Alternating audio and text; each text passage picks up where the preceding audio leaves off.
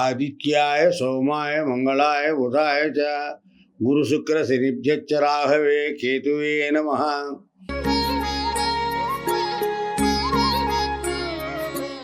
మేషరాశి అశ్విని 1, 2, 3, 4 పాదాలు, భరణి 1, 2, 3, 4 పాదాలు, కృత్తిక 1వ పాదం.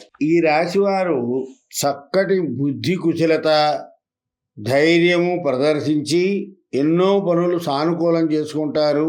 కుటుంబ సమస్యలు పెరుగుతున్నట్లు అనిపించినా తెలివిగా వాటిని సాధించుకోగలుగుతారు.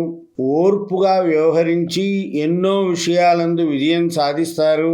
ఉద్యోగులకు ప్రతి పని యందు ఆలస్యం, ప్రతి వారితోనూ కలహాలు ఏర్పడతాయి.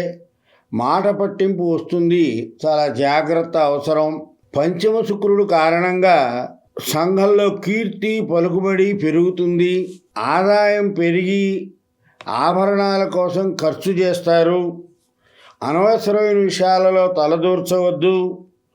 కఠినంగా ఎవరితోనూ మాట్లాడవద్దు. ఓర్పు చాలా అవసరం. విదేశీ విద్య యందు ఆసక్తి ఉన్నవారికి వారి కోరిక సఫలమవుతుంది. విద్య చేత వినోదం, మనోధైర్యం ఎక్కువ అవుతుంది. ధనధాన్య లాభం చేకూరుతుంది. శత్రువులపై జయం సాధిస్తారు. పోటీ పరీక్షలలో కూడా విజయం సాధిస్తారు. ఏ పని మొదలుపెట్టినా మొదట నెమ్మదిగా జరిగి చివరికి ఫలితం బాగా వస్తుంది. సోదరులతో కుటుంబ కలహాలు వస్తాయి. తెలియని శరీర బాధ ఎక్కువగా ఉంటుంది. చతుష్పాద జంతువుల వ్యాపారులకి బాగా లాభదాయకంగా ఉంటుంది. కష్టముల పరంపర తెలియని మానసిక అశాంతి వెంటాడుతూ ఉంటుంది.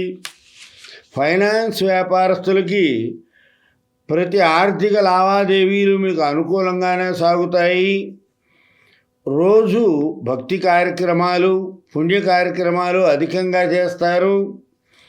వ్యాపార ఉద్యోగ విషయాలందు అధికారులతో ఇబ్బంది వచ్చినా తెలివిగా సరిచేసుకోగలుగుతారు. వ్యాపారస్తులకి వర్కర్స్ సపోర్ట్ బాగా పెరుగుతుంది. వృధా ఖర్చులను నియంత్రించగలిగితే మనశ్శాంతి ఉంటుంది. అన్ని రంగాలలో ఉన్నవారికి అనుకూలమైన కాలమే. స్థిరాస్తి కొనుగోలు, అమ్మగాలు ప్రయత్నాలు సఫలమవుతాయి.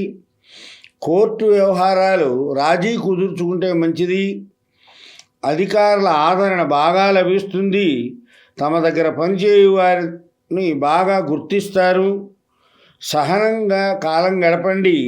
శని, గురు, కుజులకి వీలైనంత వరకు శాంతి చేయించుకుంటే చాలా మంచిది. ఈ రాశివారు నవగ్రహ స్తోత్రాలను పారాయణ చేయండి. ఓం శ్రీ రామాయ నమః అనే మంత్రాన్ని చదవడం రాని వాళ్ళు 108 సార్లు పారాయణ చేస్తే మంచి ఫలితాలు వస్తాయి.